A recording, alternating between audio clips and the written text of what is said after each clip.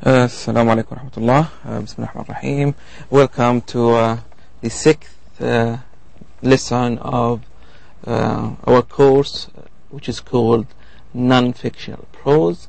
Before we start our lesson today, I want to stress and emphasize the fact that our course is not about reading memorization. It's not about memorizing information.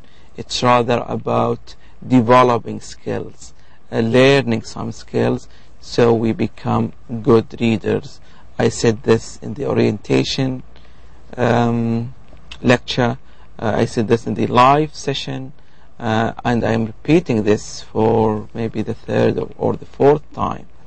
So some people still and some students still ask me that why you don't answer the exercises on the board or on the book. Just ask yourself, if I do this, will you become good readers? Definitely the answer, no. Well, it's just imagine the when people want to drive a car for the first time, and they want to be trained to drive a car. Do you think if they memorize a book about driving a car, they will become a very good reader? No, because driving is a skill. You need to practice. And what we do here is just practicing. We have some exercises, like I think the exercise on page 23, which talks about adding suffixes. We add a suffix to the word.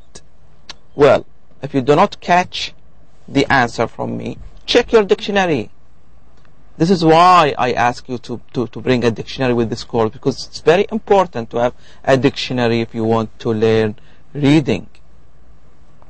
Another thing which I mentioned before, which is in teaching reading, the best way is that students prepare at home and we come to class and we have a discussion.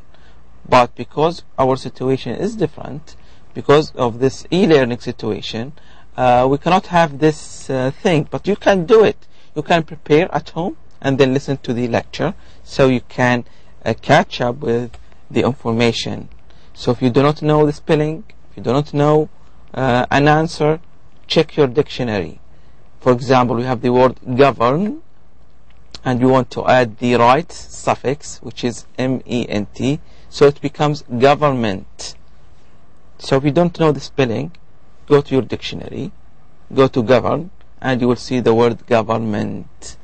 I want you to do this. Why? Because you need to develop these skills. The first skill is that you learn by yourself, and then you get help from your teacher, and you get help from your dictionary. Do not try to get help from your friends, because what I receive from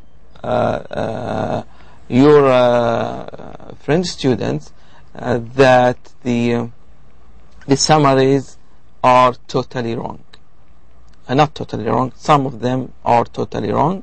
They do not help you. What is very funny is that some students exchange Shakespearean stories, Shakespearean proses. Well, we have nothing to do with Shakespeare at all. This is the fourth or the third chapter. Did we talk about anything about literature, about stories, about Shakespeare or whatsoever? No. This is non-fictional prose. I repeat, this is non-fictional prose. We have nothing to do with literature. Another thing which makes you so mad, which makes me so mad, is that that I explain, and I think I was explaining this very slowly, and the result is a disaster. Let me give you this example. I remember that I was explaining the word outgoing. in the book, and the answer was not shy. So the meaning of outgoing is not shy. If you do not know the meaning of shy, check your dictionary, check your Arabic dictionary, and you will know the meaning of shy. So outgoing means not shy. What I see in Muntada al-Hiwar, someone wrote outgoing means النفقات. Well, it could mean النفقات in some other context, but in our context, in our passage, it meant not shy. So you see, some people provide information, wrong information to other people, and this harm other people. So you see how harmful exchanging information.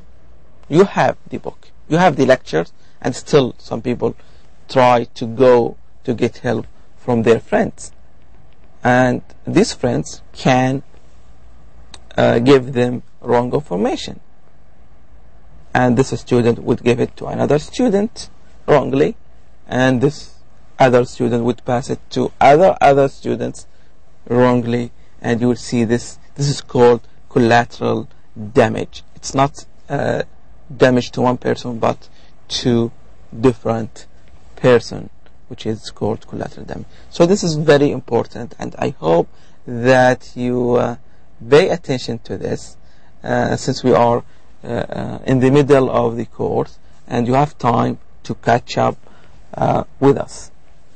Today we are going to study also more reading strategies, very important strategies to help us become very good readers.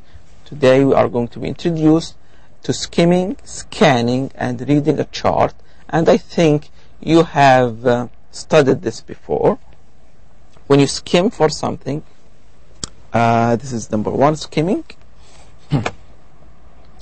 When you skim for something, you do not read the whole thing. You just try to get the general idea, and then you get the information that you want. For example, if you read a passage about Saudi Arabia, and the question is, what is the capital of Saudi Arabia? And you do not know the answer. Let's imagine that you do not know the answer. You don't need to read the whole passage. You just go line by line very quickly to see, for example, to look for the word capital. So if you see the word capital, you stop to get the information that you want. Scanning is similar. Scanning is like a scanner. You know the scanner, when it scans a piece of paper, you scan the passage for specific number, for a specific date, for a specific piece of information. It's similar to skimming. So skimming and scanning are very similar. Reading a chart, when you have, for example, a table, you know how to read it and then express the information in it. All of these will be talked about, plus other topics like synonyms and antonyms. We will cover these, inshallah, in this lecture. So let's go to the book, chapter 3. In each chapter there is very nice proverbs, and I like them, and it's good that you learn them, so you become very professional in learning English. We have this proverb: in time of test, family is best. So if you're having very difficult time, which is equal to time of test, family is the best. So your family is the best place to go when you have a very difficult time. This is the meaning of in time of test, family is best. It does not mean that if you have a test, you have a reading test. No. In time of test means in time of difficulty, when you having a difficulty and you are testing the people around you to see who is really going to be beside you. And I think family is the best side, will be with you in the time of difficulty or in the time of test. So these proverbs are very nice to learn or to start the chapter with. In this chapter we have here a picture. We learned that we look at pictures to see what a passage is talking about. We have a father, a mother, and their sons. So probably we are going to talk about family, and since we have the word family in the proverb, so maybe we are going to talk about family and the relationships between father, mother with their sons and daughters. And one thing that I forgot to mention is the title of the chapter, relationships. So we see relationships, family, father, mother, sons and daughters. So let's go to the first page on chapter 3. As we said, it's skimming for the general idea. If we skim for the general idea, we move our eyes very rapidly over the whole piece, taking note of the title, headings, photos, and captions. This is for general reading.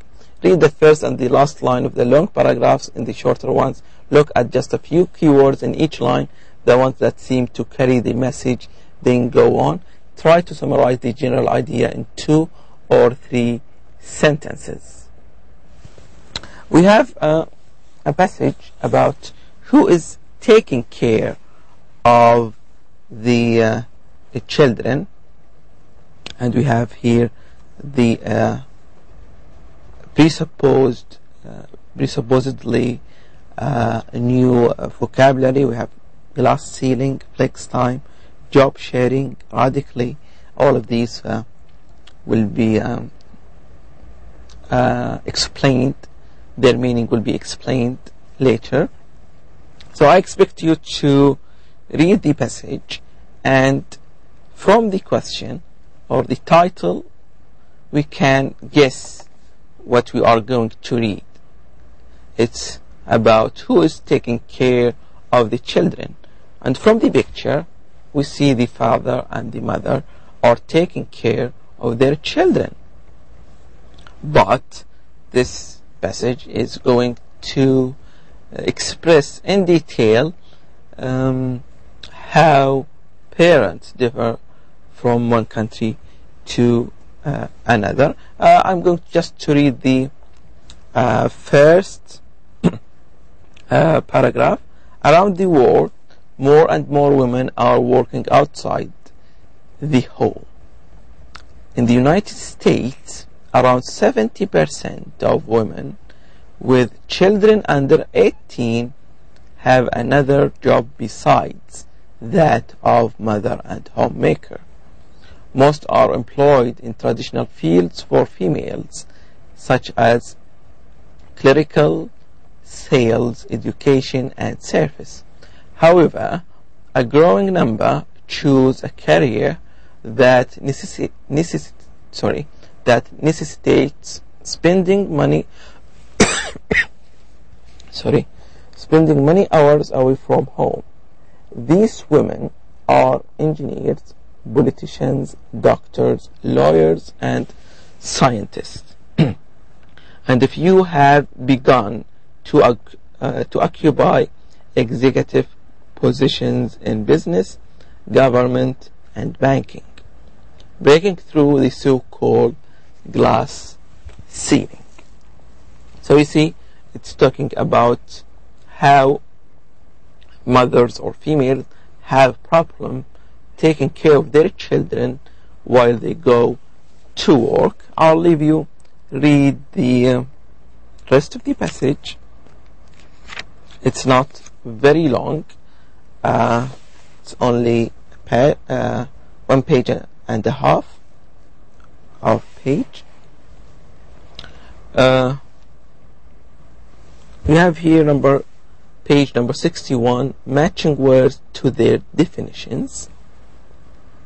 Well, these are the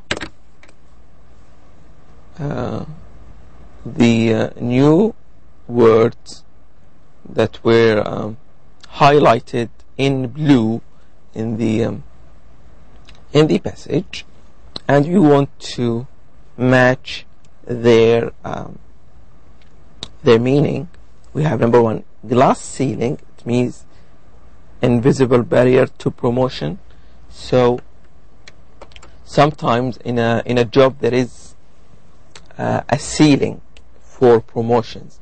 You cannot go that ceiling. For example, in a school, you become, for example, a teacher, and then you can become the vice principal, and then you become the principal, and you can become then a supervisor, and the supervisor is the last ceiling. This is the last promotion that you can get. But there is no glass ceiling. It means there is no limit for promotions. So it is invisible barrier. It's just a metaphor. We can call it glass ceiling. We have flex time. Flex time, it means from the word flexible. So it is not tight. It's not limited to a period of time. So let's see which one of these. Working for children, parents, children. Yes, it is H. Varying arrival and departure times at work. So number 2 is H. Flex time.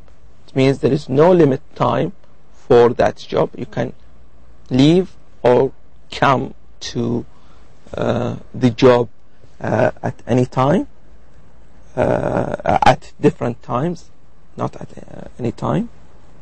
So it is H. Number 3, job sharing. It's from the word sharing. So it is a job that you share with someone else. For example, it's not permanent to you. You can become a secretary for example, from 7 to 5, and from 5 to 8 in the afternoon somebody else comes to become a secretary. So you share a job with someone else. Let's see where is this in? Yes, it is D. 2 people who each work part-time at one job. So 2 people working at the same job. Radically means completely. If you change something radically, it means you change it from its root. You change it completely. So if someone changes his look radically, means probably he dyed his hair, he changed the features of his face. This is the meaning of radically. So let's see where this is. Yes, it is F. To a great degree, completely. So number 4 is F. In touch, it means able to contact each other. We say it, keep in touch, means let's keep contacting each other. So it is L, number 5, L. Portrait. Portrait is shown or represented in a pictorial way. If you portray someone, you draw, you make a drawing, you paint something. This is portraying. So 6 is G. Number 7, breed winner.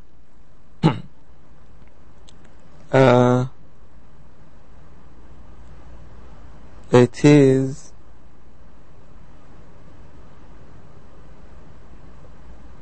Where is it? Breadwinner. Let's postpone breadwinner. Extended family. We have two kinds of families. You have your immediate family and your extended family. Your immediate family is your father and mother and your sister and brother. This is your immediate family. But if you go to your grandparents, your grandfather, your grandmother, your uncles, your aunts, this is your extended family. So extended family means children, parents, grandparents, and other relatives. Immediate family is children and parents. So number 8 is I, and number 9 is J. We have number 10, trend. When you say this is the latest trend in mobile phones, for example, when you talk about iPhone, Blackberries, HTC, Android, all of these are the latest trends in mobile technology. So it's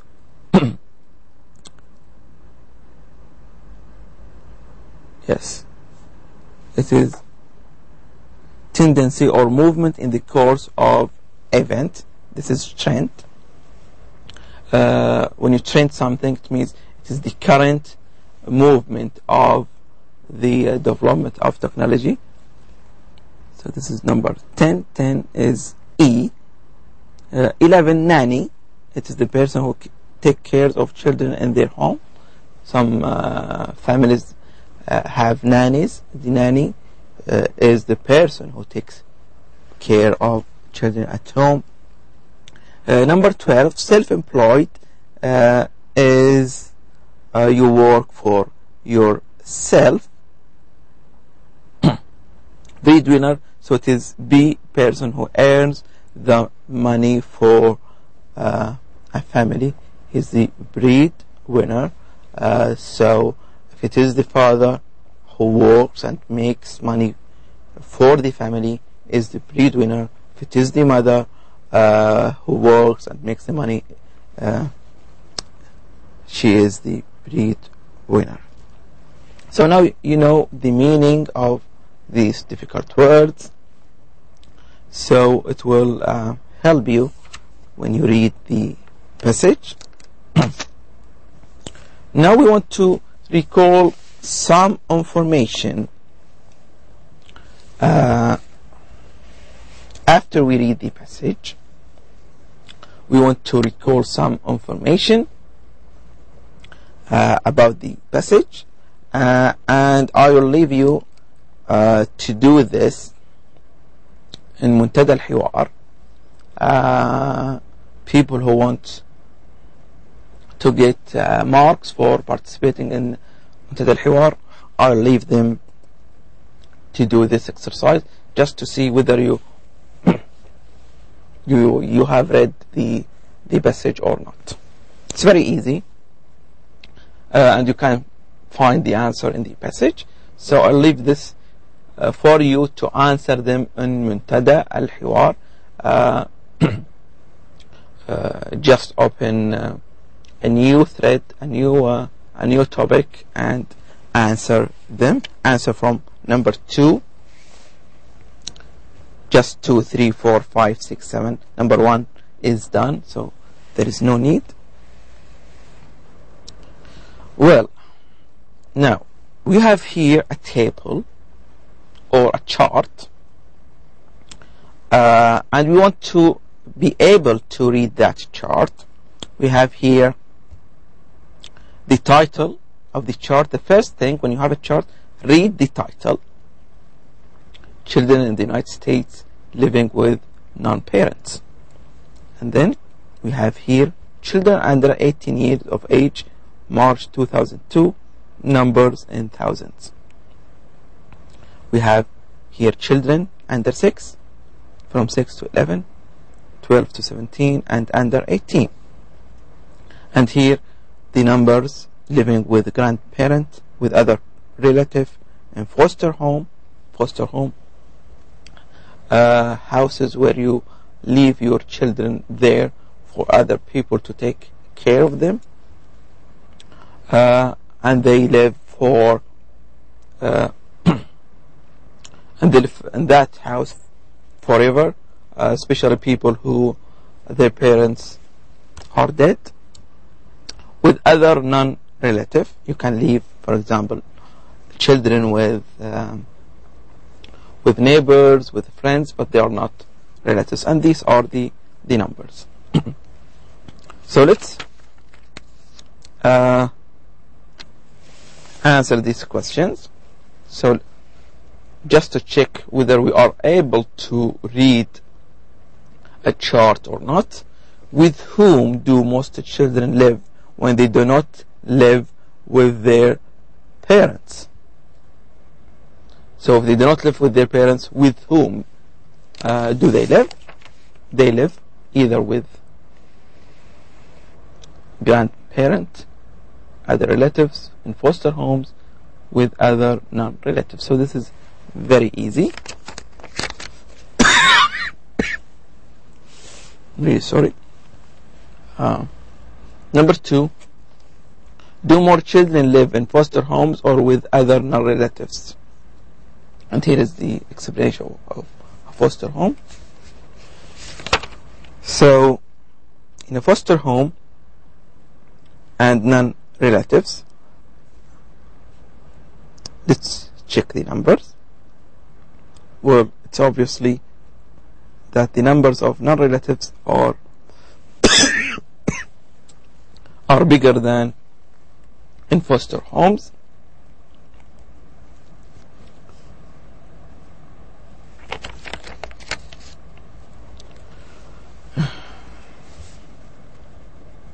Excuse me for this little interruption. So as I said, by looking at the numbers of children living with non-relatives, we see they are bigger than in foster homes.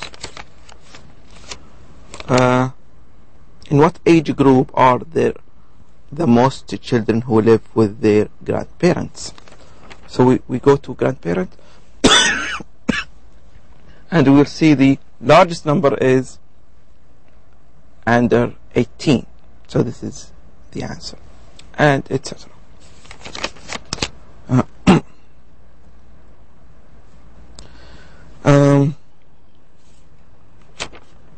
On page 66,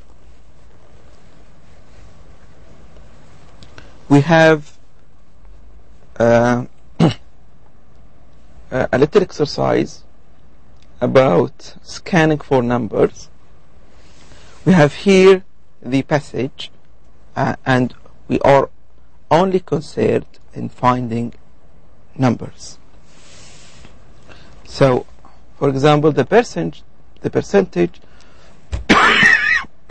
of Russian mothers wanting their daughters to marry foreigners, 23. If we go to the passage, we find the number here. I'm really sorry about this. So let's do number 2. The name of the Russian prince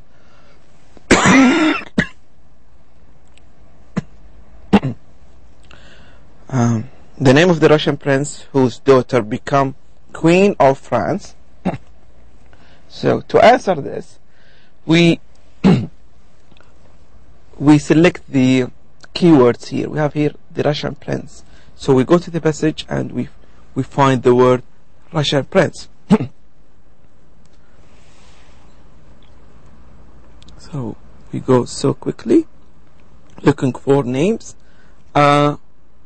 So we have here the name Yaroslav the Wise, and you have the word prince. So this is scanning very quickly for the information. Number 3, the decade when registration of foreign marriages was resumed in Russia. So we select the keywords registration, foreign marriages, and we go directly to find them. So you see here registration, foreign marriages. So this is the answer. and etc. You can do this by yourself. The last exercise is recalling antonyms.